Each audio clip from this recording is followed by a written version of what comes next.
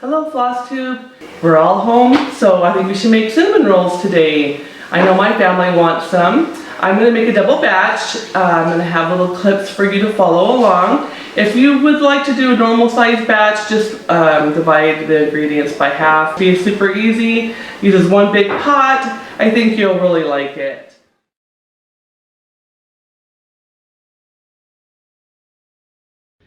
Okay, so you get a very big pot and you put 4 cups of milk, 1 cup of oil, and 1 cup of sugar in this large pot.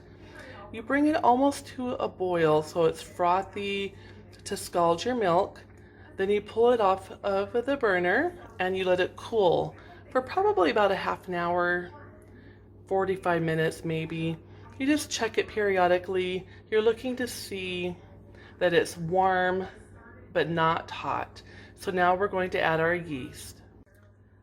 Okay, we've added in 2 packages of yeast, or about 4.5 teaspoons of yeast. We're going to give it a light stir and we're going to let it just sit until it becomes frothy and the yeast is activated.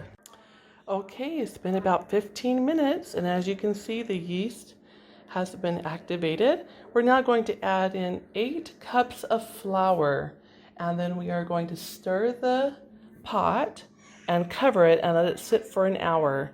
I really like this recipe because it's all made in this big pot and you're not having to dirty a bunch of dishes. So I'm going to go ahead and add in those 8 cups of flour, give it a stir, and I'll be right back. Okay, I've stirred in the 8 cups of flour. It's been incorporated with a wooden spoon. I'm now going to cover this pot and let it sit for 1 hour. It's been an hour, and as you can see, the dough has more than doubled in size. Now you're going to add in 1 cup of flour, 1 heaping teaspoon of baking powder, 1 scant teaspoon of baking soda, and a heaping tablespoon of salt. And then we're going to stir it. I'm going to go ahead and add in those ingredients I just mentioned to you.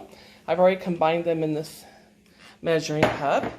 And we're going to stir it in, and I'll show you what it looks like when we're done doing that. So I've stirred in those ingredients.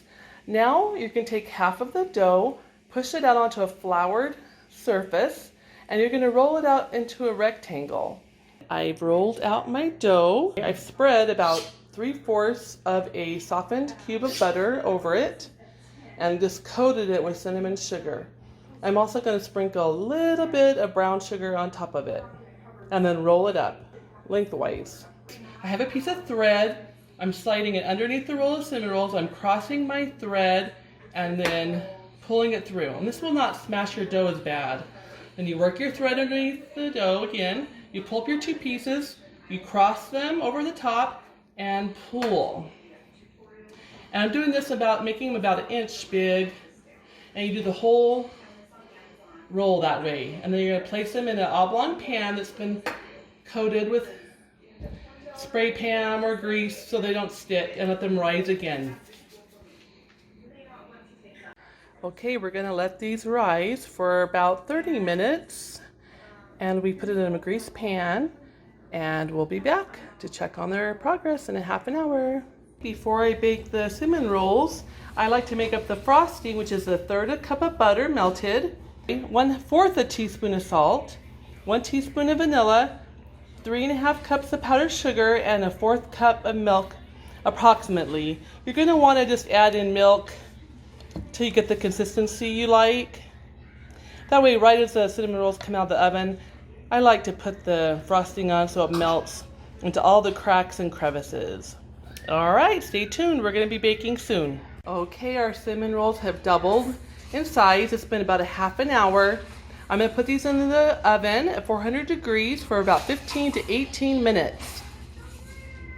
Okay, here we go. We're putting some frosting on them. Spread it around, let it melt in there. Don't mind my grandkids in the background. Just woke up from a nap and they can't wait to eat these. It turned out delicious.